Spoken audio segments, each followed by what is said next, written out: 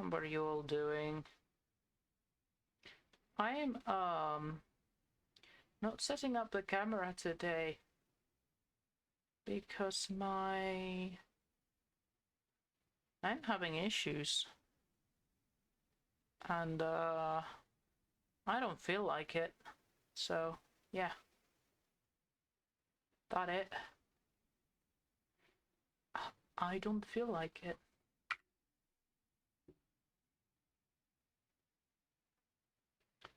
Oh, that's enough of an explanation.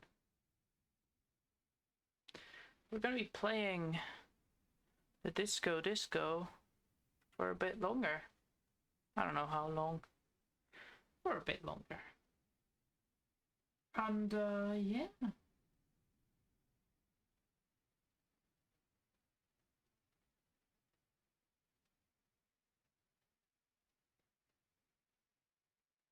I'm having a bit of a...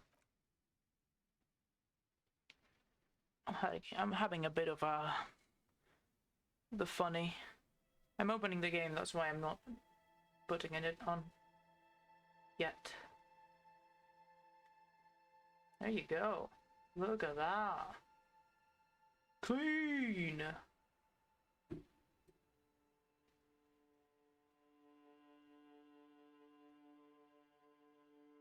Why is the game so low?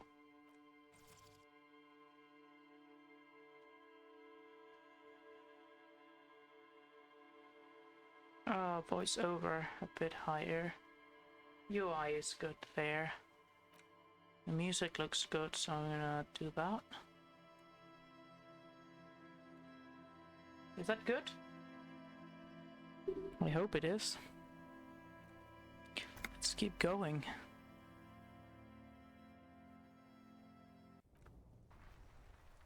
Yeah, we talked with this guy who had nothing to say.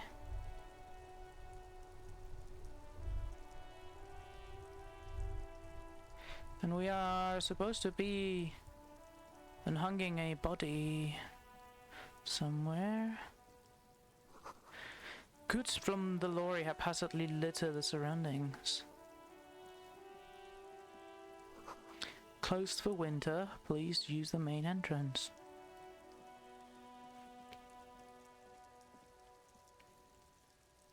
Welcome to Revachol.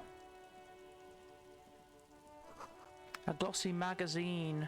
Most able-bodied men. This issue hosts a top 10 list. Jams, a popular music mag. Welcome to Revachol. Announces the rotund man. The remark isn't addressed to you, it's addressed at the lieutenant. Hey, I know Revachol, that's where we are. Why are you addressing my partner like that? Don't you welcome to Revachol me. My grandfather came here from a 3,000-year-old racist isolationist culture, while your ancestors came to this island a mere 300 years ago. Damn! The lieutenant fires back. Every school of thought and government has failed in the city, but I love it nonetheless. It belongs to me as much as it belongs to you. You tell him. It's men like you who keep Revachol divided, making it that much harder for everyone to climb out of this post-war limbo. He pays you no attention. What he means is, fixation on the Revacholian nation makes it harder for Revachol to actually attain self-determination. He's right, you're undermining our best shot at real self-determination. Stop ripping into this guy, he's just really proud of being Revacholian. Limbo? What's going on there? He's right, you're undermining the best shot at being... Oh, come on, man, I just said welcome to Revachol. It's a lorry driver thing. I know exactly what you meant. You think my kind doesn't belong here, that I should watch myself and behave. But you see, I'm an officer of the RCM. It's actually my job to make sure you behave. I would advise you to remember that. Silence. The air between them becomes tense. Your partner needs backup. Now's your moment to shine. Fucking egg him, I've got your back. Well, I think we learned something here. Now that's settled, we have a couple of questions.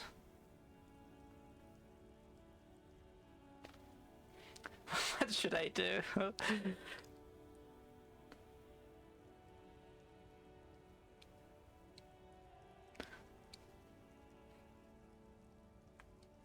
This doesn't feel like actually supporting, right? It's more like,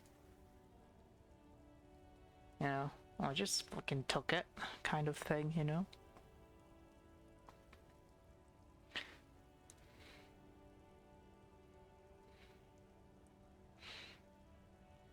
Whatever. I haven't learned anything I didn't know before. The Lorryman shakes his head with indignation. The lieutenant exhales and resumes his regular calmness. Now that's settled, we have a couple of questions. Whatever you say, officers. He waits passively, cigarette smoldering between his fingers. What are you holding? Oh, not much anymore. I'm here to pick up some cargo, but the dock workers are on strike, so it's a sit and wait on your ass situation. How long has it been going then? The strike? Oh, they've been at it for a while. A month, 2 months maybe. But this here is just the last week or so. He gestures towards the lorries. Apples. Apples is exactly the kind of thing you'd say if you had something to hide. Apples? Yeah, apples. I take it you had other questions? What was that argument about? It's about biological determinism, natural law, the sorting of the races. Not the most popular topic nowadays, with the coalition in charge and all. You might want to change the topic. That is, bury your head under the sand like common sheep. Oh, so you're just racist. That makes sense. Oh, so you're just racist. I'm not just racist. Look, I've read books. Huh? The science of racial theory has all been proved, even if some people don't want to accept it. He gestures with a cigarette for emphasis. People who've studied these things say that you and me are superior by design. So, naturally, we Occidentals should be in charge. Obviously, you can see the merits in that.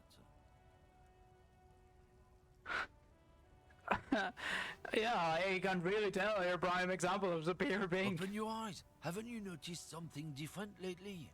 An unfortunate downturn, maybe? Huh? When members of the superior race cease to believe in their innate superiority, they stop competing for resources. Yeah, and what's the problem with that? The problem? The damn kips are showing a real good game lately. Same with the mosquitoes. And the other introduced species too. They're on the precipice of cultural victory. He throws a sharp glance at Lieutenant Kitsugari. Cultural victory? What is this then? Wait, what's this cultural victory? Say nothing. It's true. Also, you need to realize the dangers of mixing up, Soap? races. Who knows what might happen if people don't stay in their birthplace? You might end up with a new sub-race, with unknown characteristics, leading to extra competition. That's why you've got to control the offspring. What are you asking me for? Are you asking me for treats? For treats and food? Yeah, I'm not down with this. Why don't you go fuck yourself? Don't push your luck, runt. The man gives you a disgusted look and then turns to his attention to Elwa and ignoring your presence. Fuck you. I'm gonna beat you up. Magnesium? Hey. Fritezik.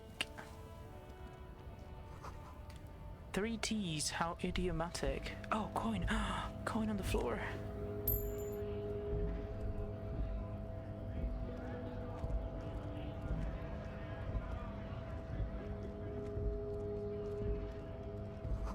The lorries probably stole few here, now there's store booze. More coin. Aha, I have a money. That's just a real. A foreign car kept in good condition.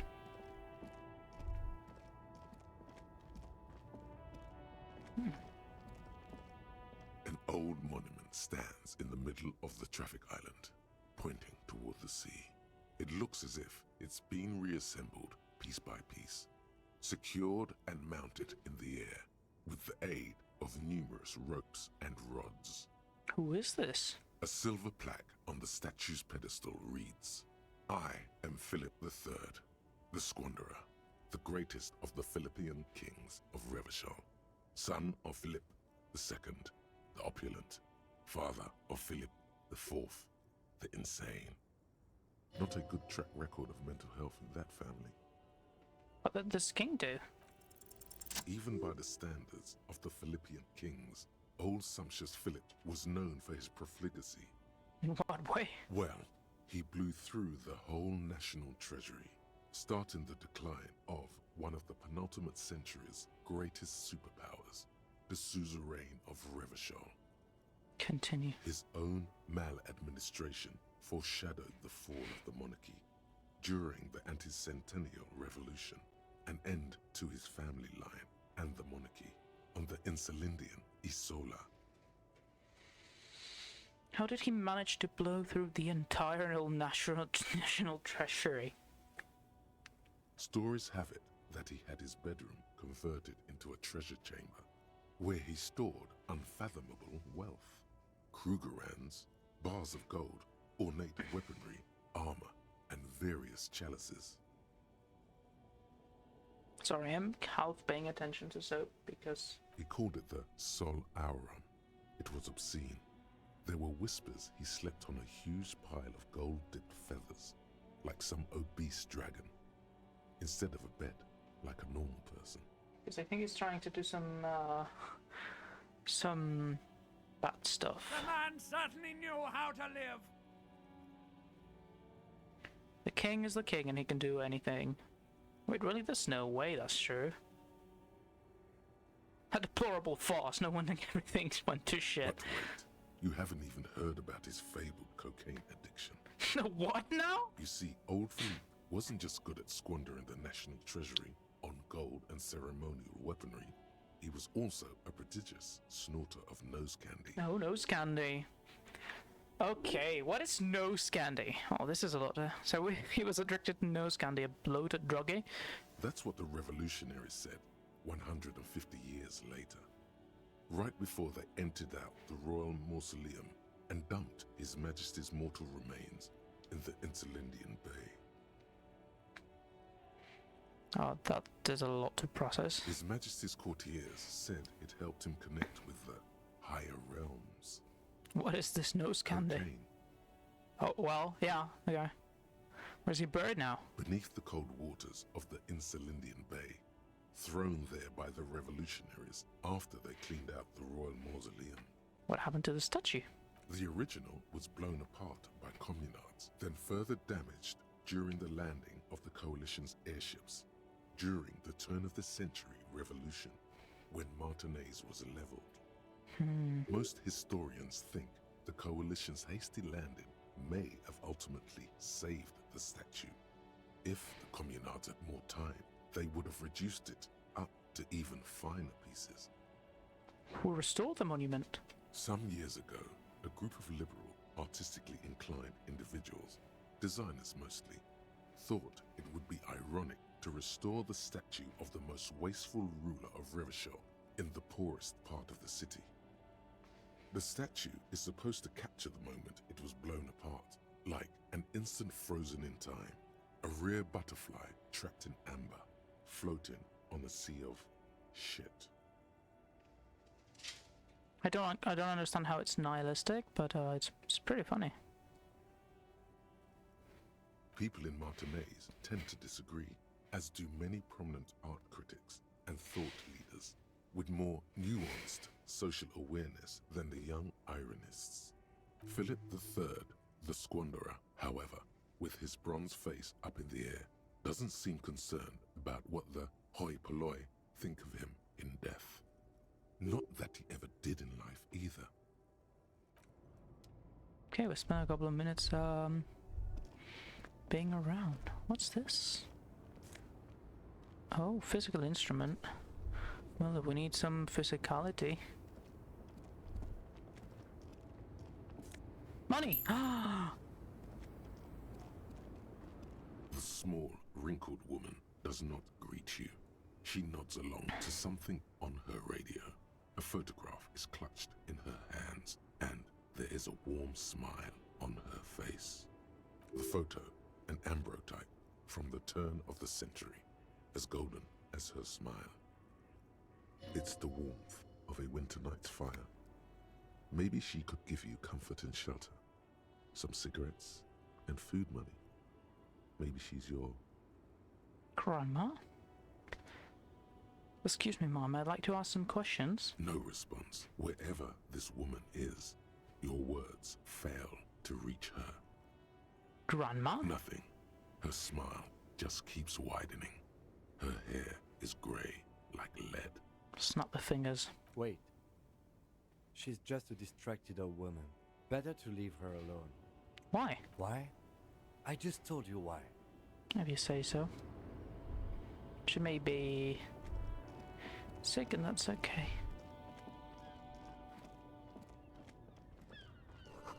A bald slug and humanux covers the truck. Whatever that is. This game's UI is very clean. I like it a lot. A lorry stuck in the traffic jam. This big, heavy Grad-made machine is well kept for such an old machine. Look at the window. The windows are clear. They've been recently washed. You can see a lorryman's cabin with personal belongings, stickers, insignia. What kind of stickers and insignias? The driver has adorned his space with a substantial collection of peculiar paraphernalia. Proclamations about honor, strength, and purity are glued to various panels. The back end of the cabin has a small perch to sleep, large ashtrays. There are several suns and wheels sewn into the curtains. A book with ragged edges catches your notice. The front cover features a large, muscular man.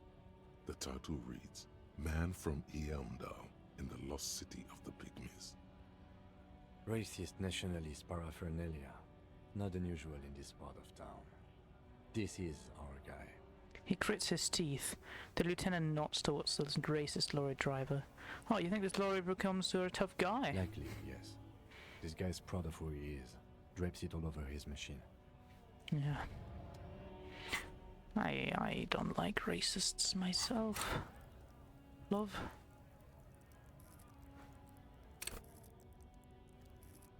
I'm sorry that you have to go through it, Mr. Kitsugami. Bastards! We have a right to work! Bastards. The man yells towards the harbour gates. His voice is the loudest of the lot and oddly screechy for a man his size. What's going on here? Hold up and stay frosty, everyone. Cops are here. The broad-shouldered alpha male turns to you. He's a full head taller than everybody else here. You here to fuck with us? Beat the honest worker down. Why should We're I? here to fight for a cause. Stripes usually have problems with people who have causes. Okay, then I'm thinking no. Good. We're fighting for a cause here. Right to work! Right to He work! chants at the gates. Besides, we're not that different. He leans closer. It helps if people see us talking, cops and strikebreakers together. Shows authorities are on our side. Builds confidence. Don't think I've chosen any sides yet. Might be time. Don't let the fat bastards tread on you. Cops tend to side with the higher-ups, but you're essentially still workers. I don't trust cops, but I can see you understand the right to work! Right to work! He raises his voice and chants. What kind of cause are we talking about? Rights of people, rights of workers, to have gainful employment, to make a salary, and feed their families. His manner of speaking is wooden, the tone of voice bland and uninspired, almost as if compiling replies from a set of learned phrases. Regardless, I have some questions for you. Maybe you should ask them the questions. Like, why we're not allowed to make a living here. Shame on you! He bellows to the gates. We have families to feed, you piece of shit. He points his finger at the man sitting on the railing. So do we, Scott. The loitering man hollers in return.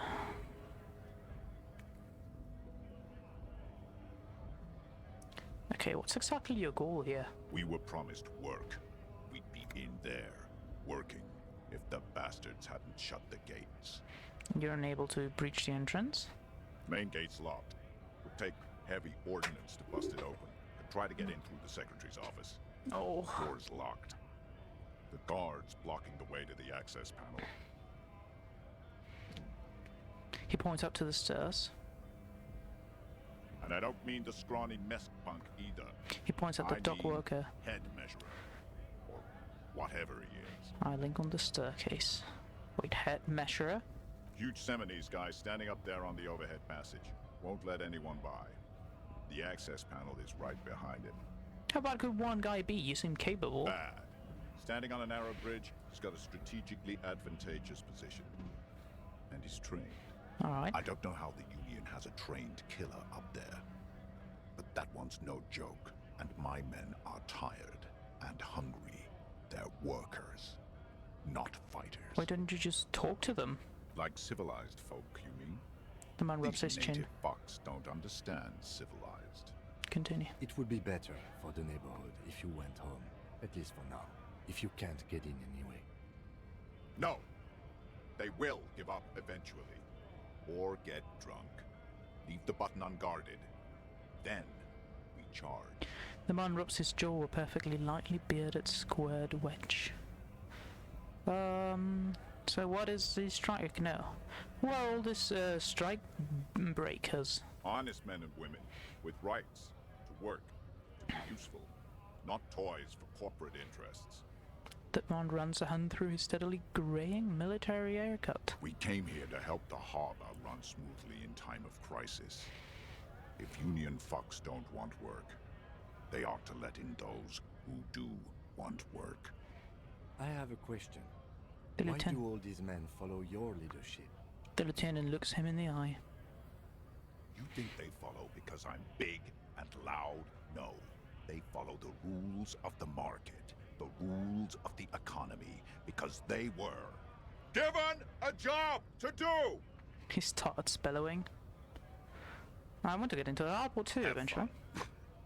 Union shits are on full strike. Don't think they're going to let you through the gates. Sorry. I'm trying to meet their fat boss. I'm interviewing people about a murder that took place here behind the hostel cafeteria there. I know nothing about a murder. His reply is snappy and terse. The mention of a killing sends a barely noticeable shiver of tenseness through him. Why? Interesting. What's intense about it then? What are you talking about? I'm not tense. Yes, he's tense. Right to work! It's shameful. Cops doing nothing. You should bring backup. Open up the gates for us. Blockading gainful employment for workers is a crime. He again shakes his large fist, then turns back to you. I don't really know We are that. not picking a side in this just yet, sir. Pity. Let us work! He says after he turns around and bellows at the gates. You've been talking to him for quite a while now. Something is off with this guy. Ask him where he's from. Where are you from, yeah? What's it to you? Deep-set suspicion drips from every syllable. Routine, part of the investigation. Am I a suspect? Done no crimes. I only fight for the rights of people. I already got that. I'm interested in your background. We're all workers, right? Workers stick together.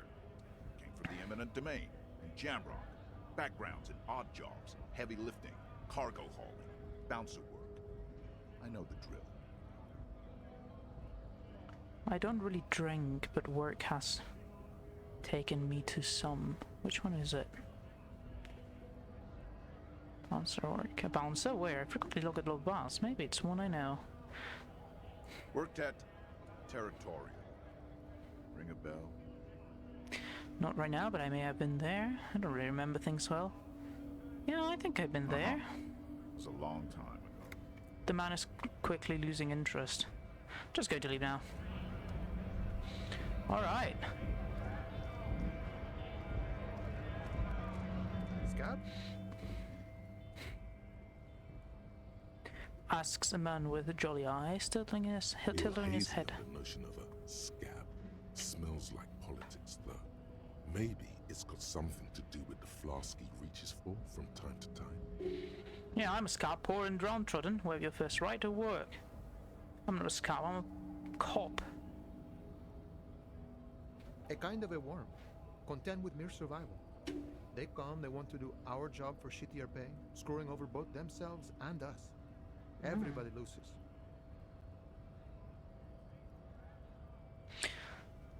Well, where did they all come from? Beats me. Somewhere in the ground, I think. You don't seem to like them much. Gotta be bloody stupid or freaking evil to Scab. Or I guess scared, maybe. But scared of what? Of who? He looks at the mask, squinting his eyes as if trying to ascertain what they're scared for. Personally, I'd rather beg than Scab. If the gentleman shouting on the street came begging, maybe they'd have gotten something. It's better than begging, come on. Sometimes you gotta do what you gotta do.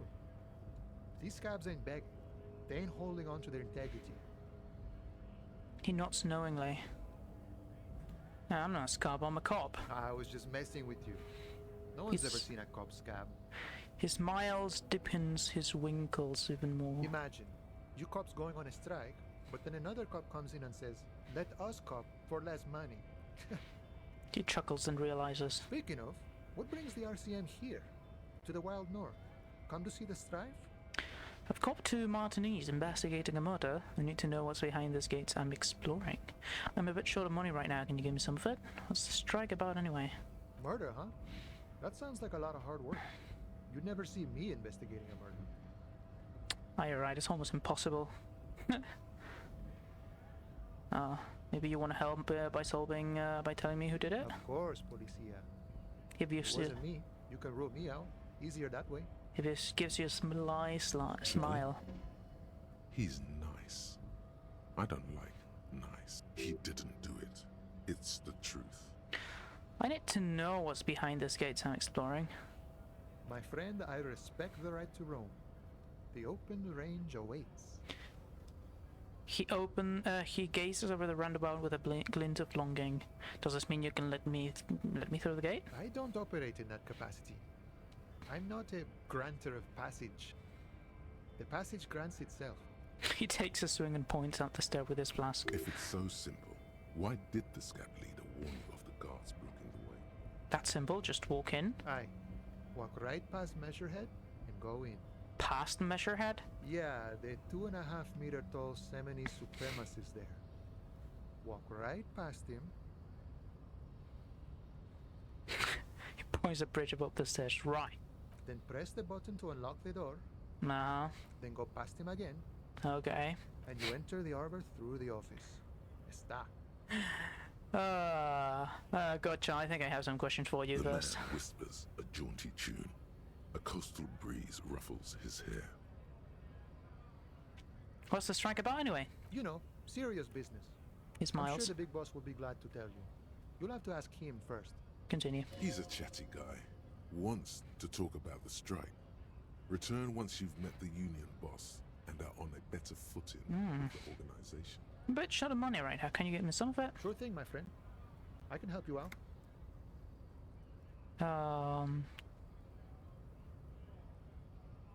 Eye coordination. Come on. The coin narrowly slips by your outstretched fingers and falls to the ground.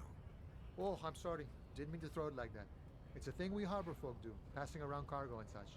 Was not meant as provocation or ridicule. The boyadero stares at you with respect. Lieutenant then Kitsugari. gestures towards the trickles of blood adorning your clothes. That was not what was supposed to be there. Lieutenant Kitsugari picks up the coin and hands it to you. Appreciate it. Right, always glad to help out the RCM. We're on the same branch, you and I. Humans, I mean. not slithering scabs. Nice, Sal. Gotta get moving. Right, let's, we were supposed to be unhanging a body. I think we've taken a long enough time.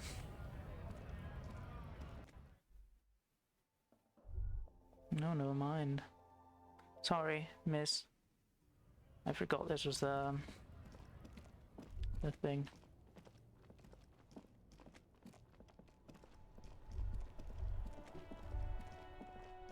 So I'm guessing it's this way.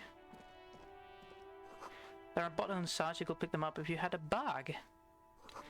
Rue de Saint Gilzane 8B.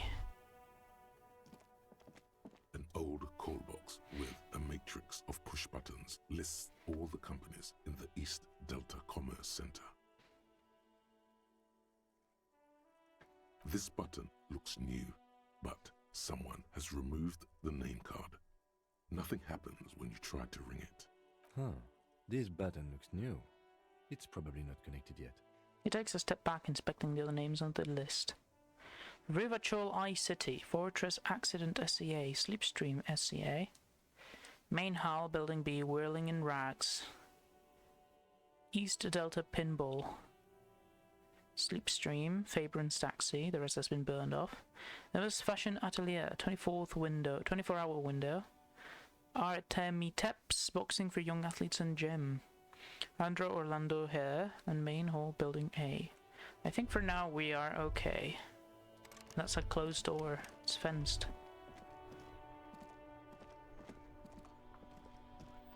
This Post Lavantorie mail collection box has been heavily vandalized with graffito. A closer inspection reveals 2 bullet holes in the front. Fuck you, mail delivery! Good mail delivery box.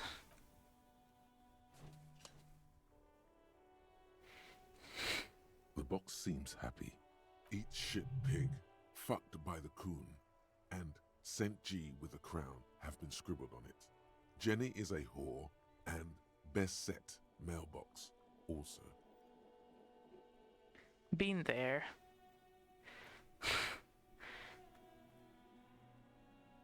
The mail collection box seems cathartic. Thankfully even. So do you. You Oh shit, sorry. I shouldn't have skipped that. Cool autosave. This book has a rose, a pistol, and half a named dame on its cover. Naked dame. On the cover stands very muscular man surrounded by flames. This book is about pate. This book, you don't really understand what it's about, nor it does seem important. It takes willpower to even read the author's name, Jan Kors from Igaunia. A book about boiadeiro culture. It promotes freedom and roaming upstream. A book about the future. The government reads your mind using radio technology. Hello, sir. Step right in. The store is open. Hello. Are you interested in a new and exciting book? She stomps her feet to feel warmer. It's okay if I ask you some questions. Okay, sir. I'll try to answer any questions you have. I hope they're about books. What's your name? My name is Annette, sir. My mum, her name is Plaisance. She owns the store. She's inside minding the register or organising the stock. The girl gazes at the window, then suddenly jolts, her eyes wide as if recalling something. Feel free to step in and browse our wares. You're starting here in the call because? I'm signalling that the store is open. Otherwise, people might not know. They'd miss out on the crime, romance, and biographies of famous people. She nods eagerly. A sudden gush of wind turns the pages of the books on the counters. She covers her face, smiling. But she's cold. Such a good trooper you are, already learning the value of hard work. I could help her by brutally dismantling the free market. You're cold. How can I help in so way? Kind of you to offer, sir. What could you do to help her anyway? I shall maybe have a word with the owner. Oh, no, sir. I'm happy to help Mum by luring in customers. Besides, I have some hot juice in my vacuum bottle to keep warm. Shouldn't you be at school or something? I do my studies at home at the moment. I have to help Mum keep this place running. Isn't going to school more important than this? Mum says it's necessary to do both because it builds character. Mum says a proper worker is dutiful. That's how you get ahead in life. You succeed. How's the business Mum going? says it's peachy. She was a little afraid at first. There's talk about this house being cursed. She looks over her shoulder. Behind her, the window has been boarded up. You sense the boards creaking, twisting for a second, and some kind of doubt in her tense shoulders. Cursed in what way? Cursed in the way that makes them say that no business has ever really thrived here, sir. That they all go... She's looking for the right word. Bankrupt. Exactly. But we've been doing fine so far. That sounds rather serious. I shall probably look into this. Now your eyes and look through the creaking boards on the windows. I don't think curses are real. They shouldn't be, but they seem real. Anyhow, they say that these grounds are doomed for businesses. It's just regular trading and selling of things, child. It doesn't work out for most people. They're not doomed, but your mother should learn from their mistakes. Of course, sir. She doesn't know what else to say. What is this crime business? Crime fiction is about murders or burglaries or things like that, and the work of a policeman or a private detective who's trying to solve a crime and catch the criminals. Okay, wait, no, not crime fiction. I need to know what crime is. Why would anyone want to read about crime? Oh, okay, I get it. Crime murder gets the people going. And it's kind of like a puzzle too. You can guess who the criminal is or how the good guys are going to catch him. I'm a policeman myself, by the way. You don't look much like a policeman. She examines you, as if to find something policeman-like. Oh, what does a cop look like, then? Didn't mean to offend, sir. Sorry, sir. It's just that you don't look like Dick Mullen. She points at the book cover, on which you see a strapping Vespertine officer. He stands grimly over the body of a dead woman. I used to be exactly like that Mullen guy, but then I decided to live a little. You know, nobody actually looks like the guy in the picture. That's just a stupid fantasy of a man. It's not your body that's important in police work, anyway. It's your point to your head. Wow, look at the guy. I'll never be as good as Mullen. Yeah, it's just... Good. Yes. No, it's your soul. Your blue soul. Not head, child. Heads. Drama, you're so right. Soul, that Mullen guy looks like a Hampelman. How could you respect the face? He's not even drawn correctly. He lacks soul. Flexibility. There are millions of different people out there, and you have to get into their head. Sometimes you gotta be the killer to catch the killer. Isn't that very dangerous? She examines the picture of Dick Mullen. Policemen live and breathe danger, little girl. Mullen obviously lacks the chameleonic skill. Unlike you, sir.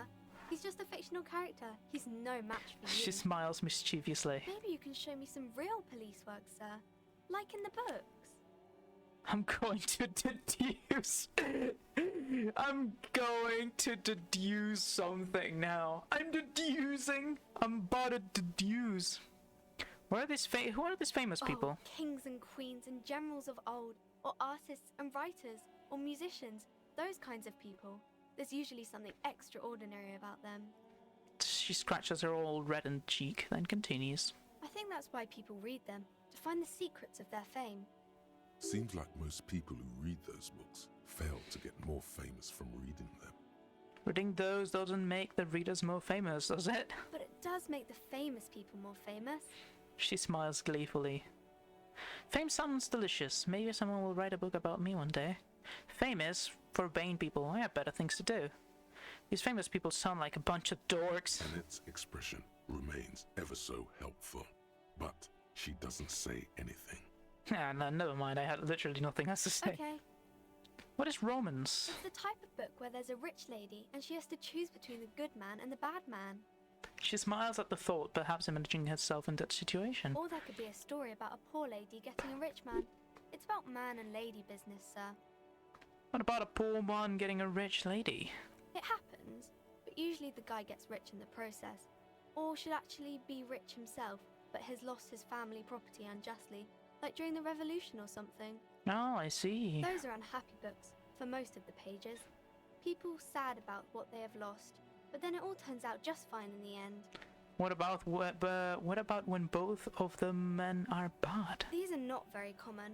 You can't have a choice between bad and bad.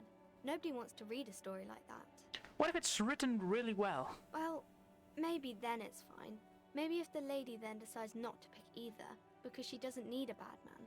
Yes, that would be interesting. What about when everyone is poor? That's really not a proper romance story. That's more like everyday life. Sometimes you have to write about real life things. Not in romance books, sir. These are about nice and pretty people, and everyone is happy in the end. What about a book where the man and lady business don't work out at all? I haven't read many of those. Maybe you should ask Mum. Yeah, you think she has one about excruciatingly painful breakup? Maybe I will. I'm sure she can help out. That's enough Anything else romance. you're curious about? She smiles wide. That's enough romance for me. Maybe some about other books?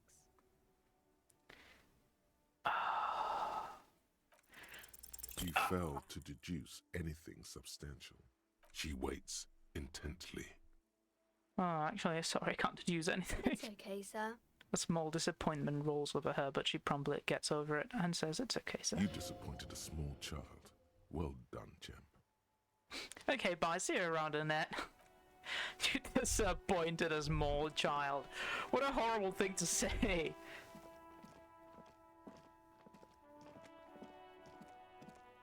You see a set of tire tracks in the brown slush that covers the plaza mosaic. What kind of vehicle drove through here? Hard to say. Your vision is blurred and you're having difficulty concentrating thanks to your relentless hangover. Reconstruct the movement. No, Aha. these tracks are not interesting at all. Let the street sweeper just sweep them away. What am I looking Cop at this? habit. You look at everything. This isn't case related, you think. I disagree. But yeah.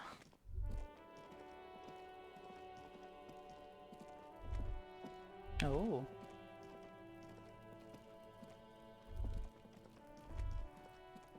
Kid! What the fuck? Smells like spoiled meat and curdled dairy. A human being decomposes. There are several footprints in the mud, left by work boots. Anywhere from 6 to 12 pairs have walked here. What kind of boots? Heavy workers' boots with reinforced toes and hobnails, all over the yard. Isn't this something an industrial worker would wear? Lieutenant, worker boot tracks. Noted. Get an exact account. What do you think you are? A super detective? You're hungover. These are just dents in the mud. No pattern emerges for the time being. Ah.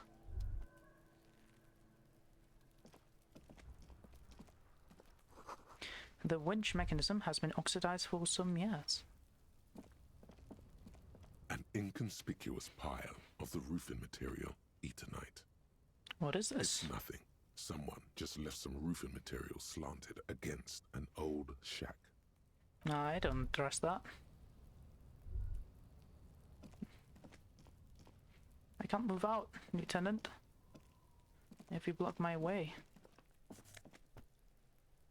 Aha. Someone's trying to grow herbs in the greenhouse. The kid's ladder is rickety, but still climbable. Kuno's got this. The boys throwing rocks at the dead body. The throwing box at the dead body can be older than 12. If there ever was such a thing as an ugly kid, then this is it. He's almost exquisite in his ugliness, like a gremlin. Oh yeah, Nappa Gumpy, Kuno. Hi kid, a word, police business. A moment of your time, please. I'm not getting this right now. Right in the dick, Kuno. Get him right in the dick. The children ignore you. Love it in the dick. The boy is sweating profusely. His eyes are like two black holes and his jaw is twitching as if trying to break free from the empire of his body.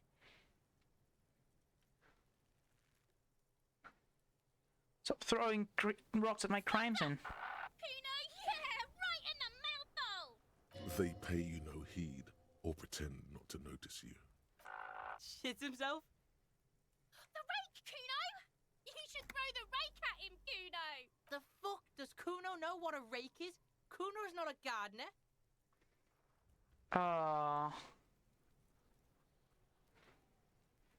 Kim. We shouldn't do anything. I don't tempt such forces. I see what you mean, but we've got little choice here. Just take it easy. He says with a what seems like excessive caution. The language these kids are using, pure unfettered id. There will be no reasoning with those creatures. I don't have time for this. The ladders for kids, it should have weight The shouldn't hold the weight corpse of looks a at you war-grown with man. bulging white eyes. The face around them does not look human. It's swollen and ready to burst. His lips are fish-like, and his tongue like a ball gag in his mouth. Continue. You seem to be holding your breath. Look down. A cargo belt twists his neck at an unnatural angle. The body below appears stiff. It's letting out an ungodly rot. The smell seeps in, even through your clenched nostrils. Let go of your nose without throwing up. God, what is that? Why is it so bad? Active decay. It's okay to throw up, officer. No one is judging. The lieutenant raises a white piece of lining up to his nose. He's about to blow. Cock's gonna blow, Kuno.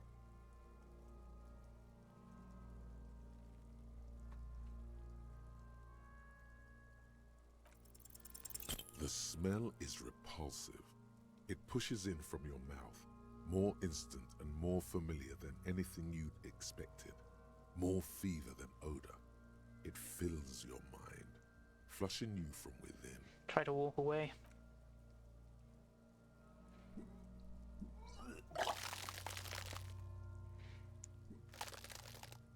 Well, at least you got some of the alcohol out. Too late. It's impossible to keep in. Your body curls and pushes it out, burst by burst, until a pool of vomit lies under your feet, and your throat stings from the stomach acid. Fucking corpse. Keep it.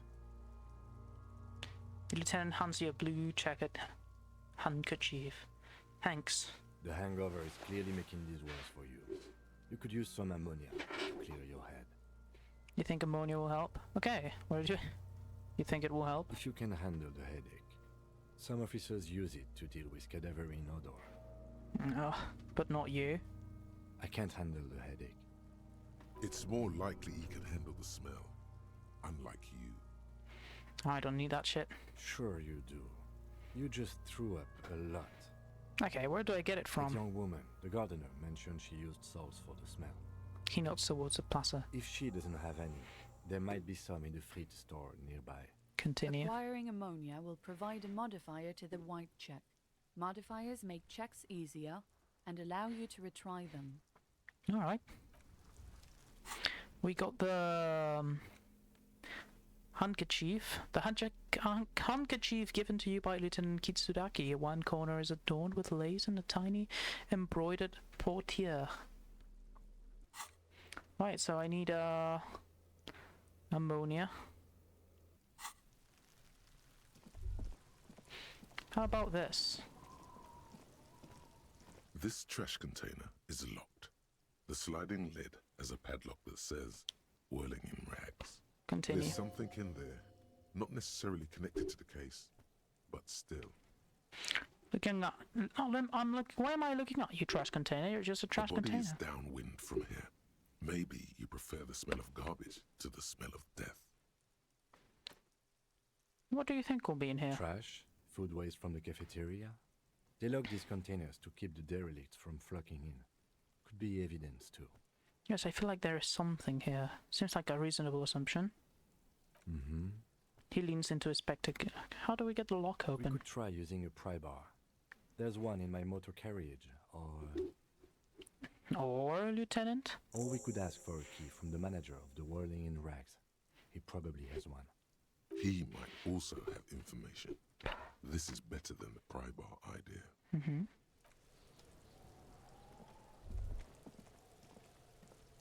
The letter R wears a crown. On the ribbon below, a light above descending.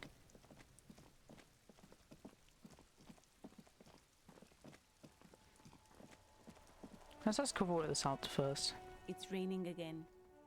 The young woman looks up at the overladen It sky. was clear just an hour ago. You still have some salts? I think I could use some. Sure. I'm done with them. She takes a small capsule out of her breast pocket and hands it to you. Go easy on that stuff. It gave me a terrible headache. Okay. And now we can maybe also ask for the keys.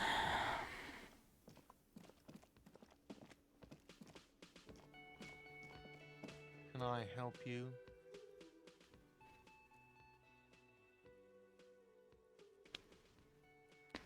Is the trash container out about yours? Mine? No, it belongs to the Whirling in Rags. Thank you for clearing that up. Why do you keep the container locked? Why? To keep the hobos and drunks out. That's why. And the neighbors too. They put their trash there and they don't pay for the garbage company. I thought as much. And are you the only party with access to the trash container? Well, yes. Us and the garbage disposal company. Hmm. It seems a little callous, doesn't it? Something stirs in you. I wonder what this feeling is. Prod at him and find out. Oh, we need those keys. What do you need them for? It concerns the case. The Please lieutenant's cover it. The lieutenant's voice is harsh and sudden. Just bring them back once you're done, please. He takes the keys from under the counter and hands them to you. I have seen something here at the Whirling Gart. I think I need to talk about. Goodbye. At least they're cooperating, you know. They're not like they're kind of angry at you, but they're not necessarily bad or evil or you know. A tiny glass tube wrapped in cotton netting, used to treat fainting smells produced by its sin-based pharmaceuticals.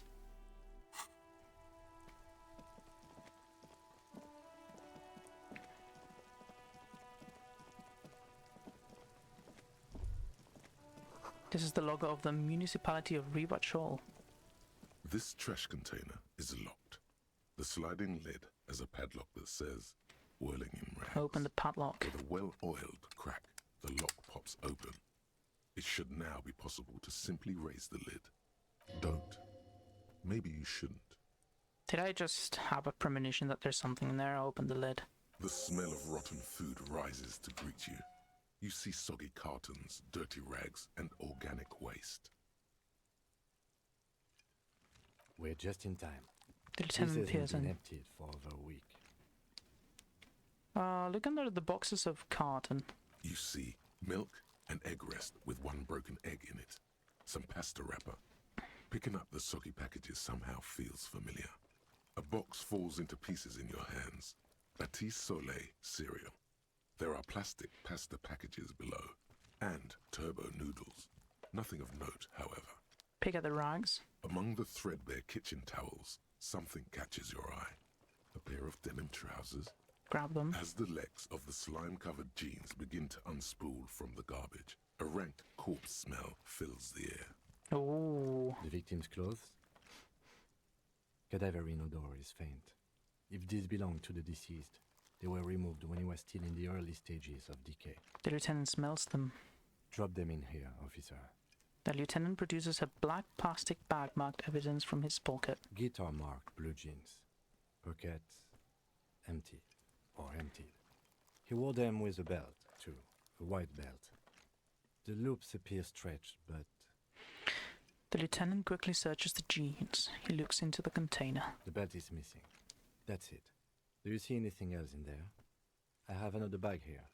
Something slimy catches your eye. Reach for it. A drab, long-sleeved shirt, olive-colored, appears from the food waste, dripping with pus. Oh. This is a military-type overgarment. No label or serial number. This is the kind of rib-knit shirt that's worn over light armor to conceal it in an urban scenario. He nods Anything more? He nods to himself. The rest of the rags are just kitchen variety waste. A yellow old mug that catches your eye. But other than that... A thrown-up towel, a mag, that's all. All right. We should go to Gart again and ask if he knows who put the clothes in the trash. It could be as simple as someone from the hostel cleaning the yard. Or that one. I'd advise against confronting that force. He nods towards the red-haired boy behind me. I think someone from the Whirling might have been involved, maybe? Not really. All we know is the victim's clothes are in the trash. The lid was locked, and his establishment had the key. It's just a small loose thread. Yeah, we need to ask the kids. The fuck's he on about? Kids? You hear that, Kuno? He thinks you're an infant or something. The one behind the fence yells. See? Okay. The lieutenant nods, then looks back into the trash container. Such the food waste. It's just organic waste, cold and slimy on your hands. Apple and potato peels, mostly. Unidentified sludge, and the occasional chicken bone thrown in for good measure. But hey, nothing. It's nothing. Nothing more to see here. What's this? What? A blue piece of plastic sticks out from the apple peels. It's shiny. Looks like the corner of something. Pick it up. Something larger. A clipboard. A blue plastic clipboard with moist papers hanging from it. They look badly damaged, but you can still make out forms and notes, written in a man's handwriting. Officer, is that your paperwork? I don't know what this is. It is. Look, the plastic has the RCM street grid on it. You've even got an autopsy form in there. A miserable looking slip of paper sticks to the If you board. don't mind me asking, how did this get in the trash? I don't know. Someone from the Whirling threw it in the trash? I don't know, I'm boring. I think I didn't want to be a cop anymore, so I threw it away. It has a foreboding quality to it. Maybe I needed to lose it for the great bloodletting to begin.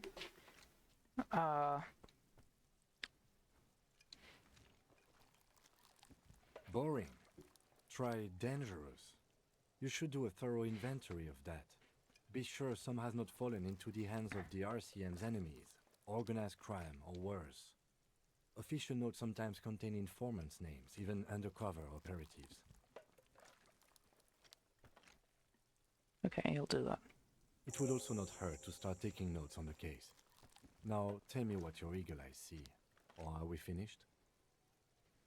He peers into the trash where soggy cartons and rags stink uninvitingly. Some items, such as the ledger you found, are interactable. Go to your inventory and select the Interact tab to read your paperwork.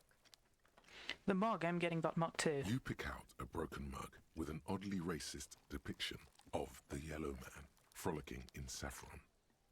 An antique. Only in its social sensibility. Take the mug. You've acquired an interactable item. Investigate this item further by going to the Interact tab in your inventory. The container sounds a muffled gong. That's one thing off the list. I think we got it all. Yeah, let's get the key back to... Actually, let's do it afterwards. In the meantime, I have 2 interactables. It's the ledger you found in the trash. A pitiful cabbage of white and yellow papers hanging from plastic board, barely held together by a metal clip. This sad display is made complete by the faint smell of urinal cleaner. Anything else? There's a piece of toilet paper, or is it cleaning tissue? No, it's toilet paper, desperately sticking to the back of the blue plastic clipboard. It's a metaphor for you. Below the pathetics, terror. Do not look into its blue heart. Inspect the toilet paper. It's just toilet paper, sticking to the back of the plastic clipboard. You can take it off if you want. Maybe it's kitchen tissue that looks like the same. Take it off. Still wet, the toilet paper peels off the plastic easily. All you have to do is shake it off with your finger and voila! The ledger now looks marginally better. Inspect the clip. An aluminium block runs the width of the board, biting down on the paperwork. Its crocodile teeth are the only thing keeping the papers together. A regular pencil, the tip worn down to nothing, has been attached to the clip. Run your finger across the The aluminum. surface is interrupted by a silvery sticker. It's rectangular, sparkling with iridescence. You don't know how you didn't notice it before. Hey, Lieutenant, what is this? What? That thing. It's a halogen watermark. We use it for adding information to RCM property. He's lost it in his own notes. It takes a moment for him to see it. What kind of information? It depends. Aside from an anti-counterfeiting stamp, mine has my station number and address. The information varies by date of issue. Maybe yours will have how many cases you've solved. How many years you've been on the force, he's thinking. It'll have that. How can I read it? Any capable light with the right wavelength will do. Like, for example? All RCM vehicles have headlights designed to reveal halogen watermarks. Mine too. This means you can read the watermarks if you just turn the lights on. That's all, thank you. Okay. While a bunch of solemn papers sag from the clipboard in your hand, He returns it's a to sorry sight. He returns to his neatly kept notes. I need to go to the bathroom for a minute. I'll be right back. Sorry.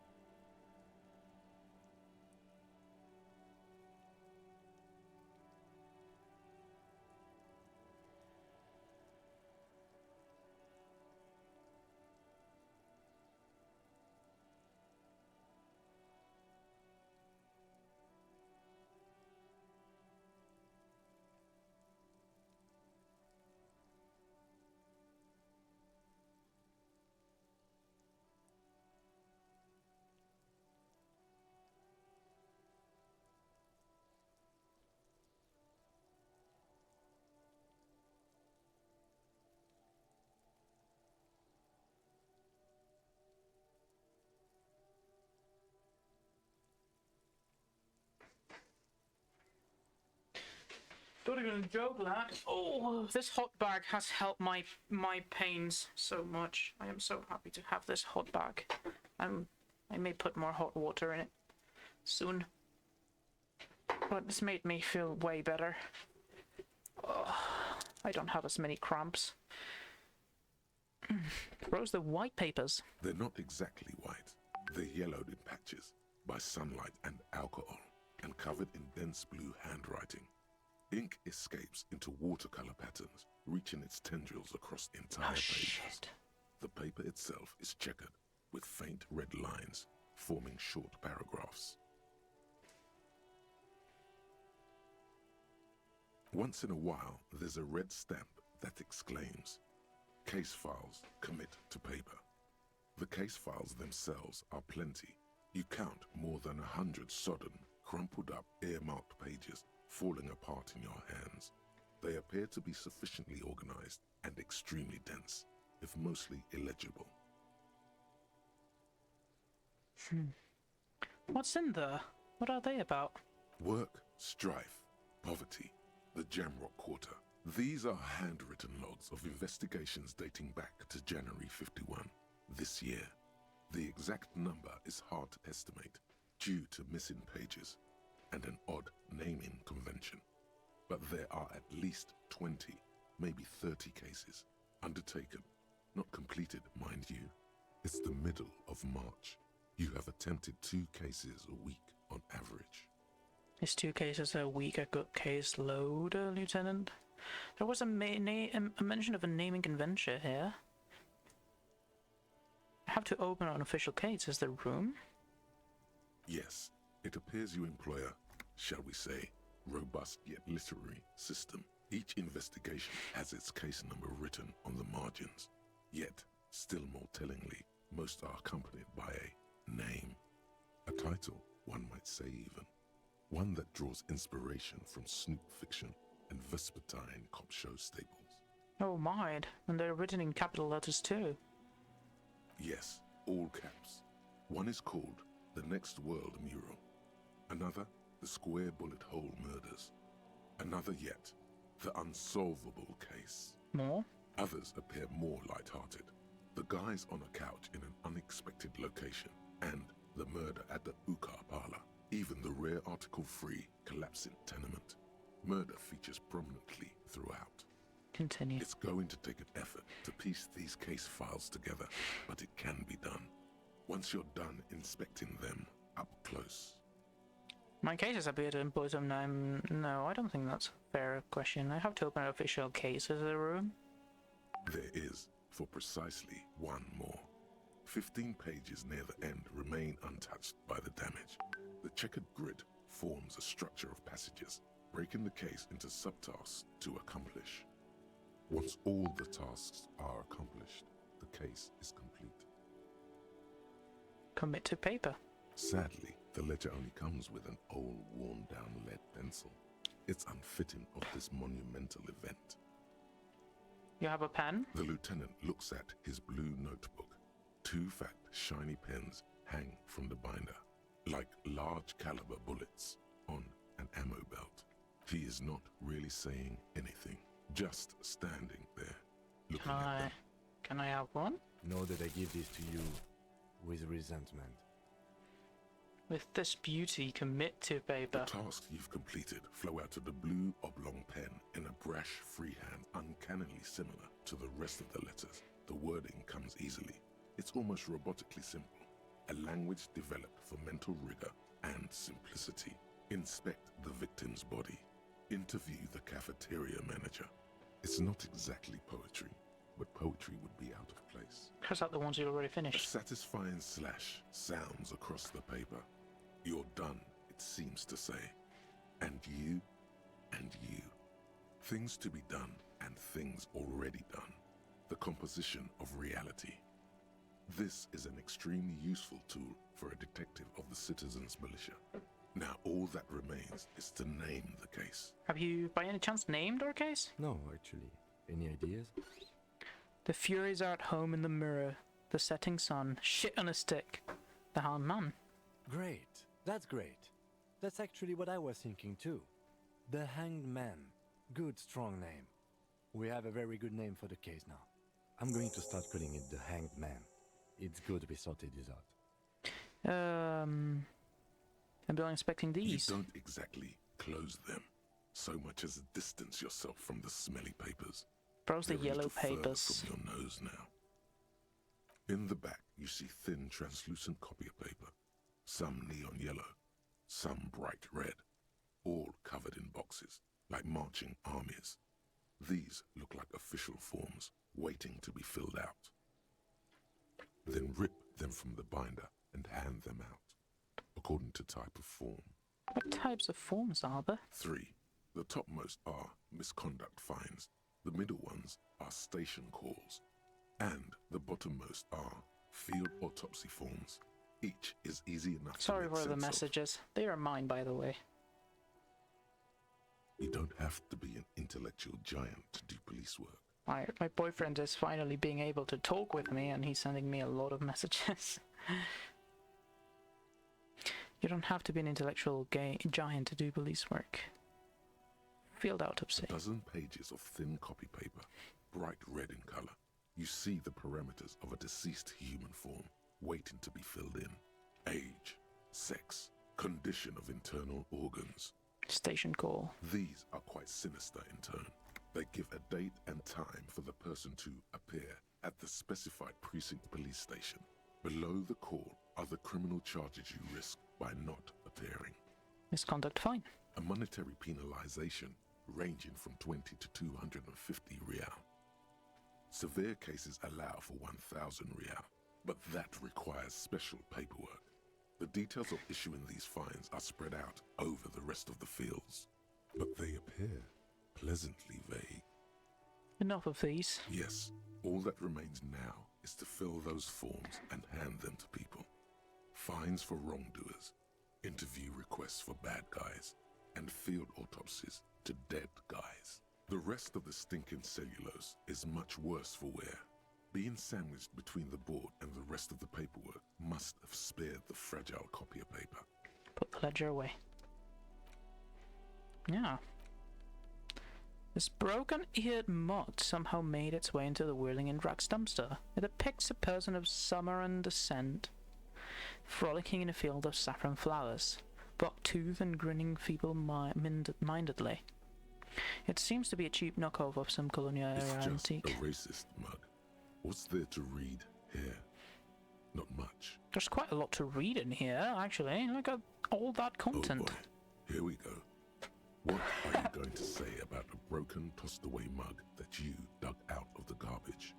I'm going to push this into the face of every merchant I find and tell them this is your inane ideology. The mug will be useful by denouncing it. I can earn political capital to master my badass hustling, i.e. fraud and embezzlement. The mug didn't belong in the trash. It was just a funny mug. Can anyone laugh anymore? What not to do? But it was in the trash. Why not just call it out when you see it? Or do some volunteering work? Can I keep It's the letter interrupting you it? found in the trash. A cabbage of papers Oh. hanging. I thought I was... It's just a racist, but it will not happen. The mug talk. Okay. We're not going to be talking about the mug. A blue pen like a large caliber bullet that shoots out ink, once belonging to Lieutenant Kitsugari, comes with a side odor of resentment. Oh, we have a map? Oh no, this is the... Okay. Let's get the body down. There he still is, looking right through you with his white eyes. The body below is pneumonia only makes it worse. The combination forced the second time, not so much. When the vomiting is done, your cheeks are wet with tears.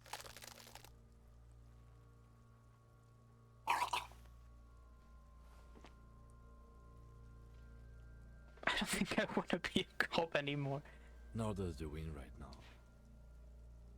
You feel the lieutenant pat your back The rhythmically. weight is reassuring, like a crenel on solid fortification. Pat, pat, pat. I've seen strong men turn themselves inside out for hours. You are facing tough odds here. Alcohol withdrawal makes it considerably harder. This is bullshit. I don't want to do this anymore. I don't want to be a cop. Can we do something else? I think I want to solve something else now.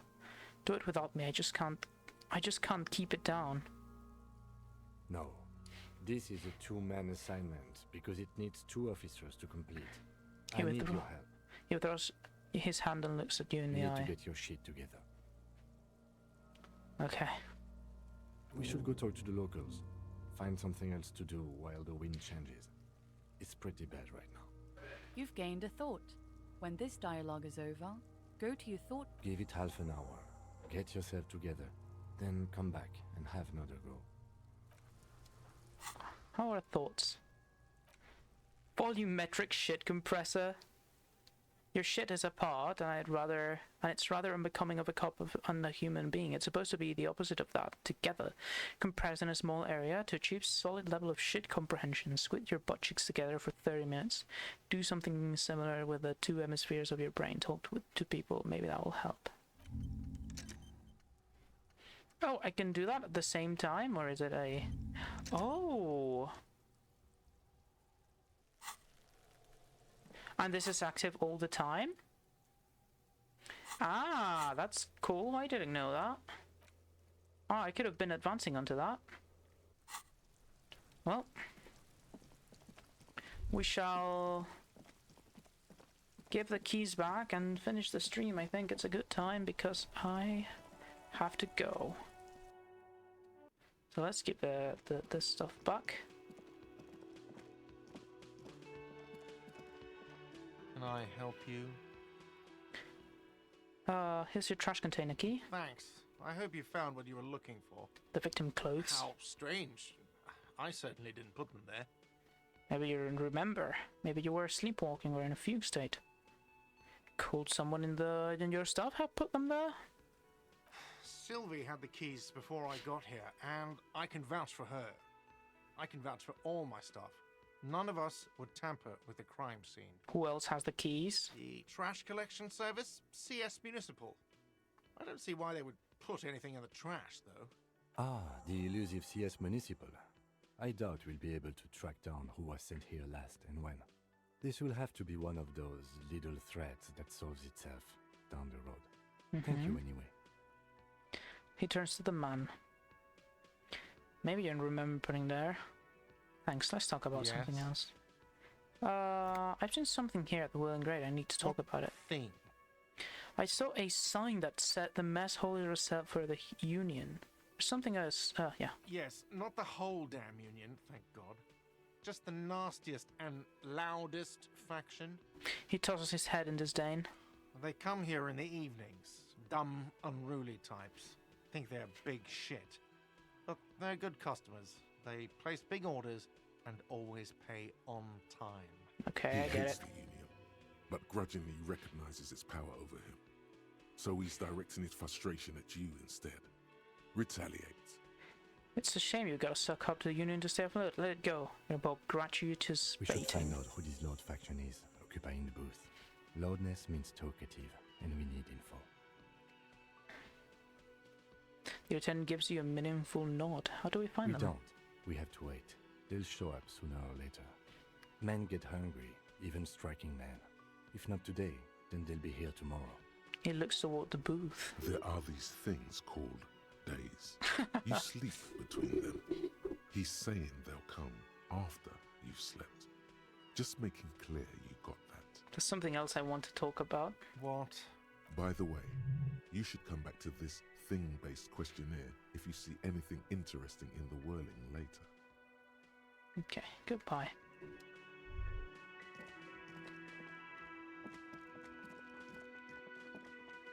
Hello. Hello again, sweetie. Oh, sweetie, I heard your conversation with the manager about your financial troubles. When do you get your next paycheck? I don't know. If she could, this woman would feed and clothe you and every other sad, lost person on this earth. Tug on her heartstrings. Your deportment remains dignified as you shed a single manly tear. It isn't for me to ask this of anyone, but I am at the end of my rope. Any one of you will help me. Sweetie, I only have a few cents on me, but I could give you this to pawn. Just I tied you over. She unfastens a gold commemorative pin from her left jacket pocket and drops it into your palm. Wonderful. He has a pin. The lieutenant marks drolly. The pin is round and slightly tarnished. 3 sailboats in bas-relief with the sun hovering over the water behind them. A chipped green banner at the bottom reads, San Baptiste, Summer 31, Dinghy Races. I promise I'll buy it back for you once I have more money. Oh, it's not an ancient family heirloom or anything, but I suppose it would be nice to get it back. I've got to get going now, thank you. Oh, she's nice. I feel bad about it.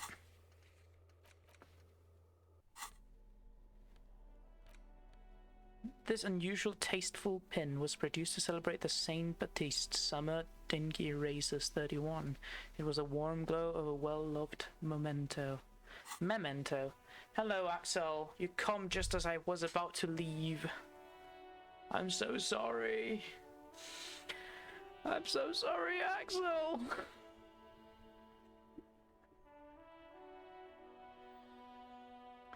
Oh no. Thank you very much for coming. I'm so sorry. But yeah, thank you, Axel, for showing up, even if it was a bit late, because I need to do other stuff now, like feed my rabbit. And I'll come back maybe tomorrow in the evening or the night. I don't know. At some point, I'll come back. And yeah, I recommend you see the videos on YouTube and subscribe and hit the like button and comment how filthy you think I am and how many days I have been without a shower. Haha. You know. Oh well. Have a nice night, everyone. Or morning or evening, whenever you're watching this, if you're watching this afterwards. And I'll see you next time. Ooh.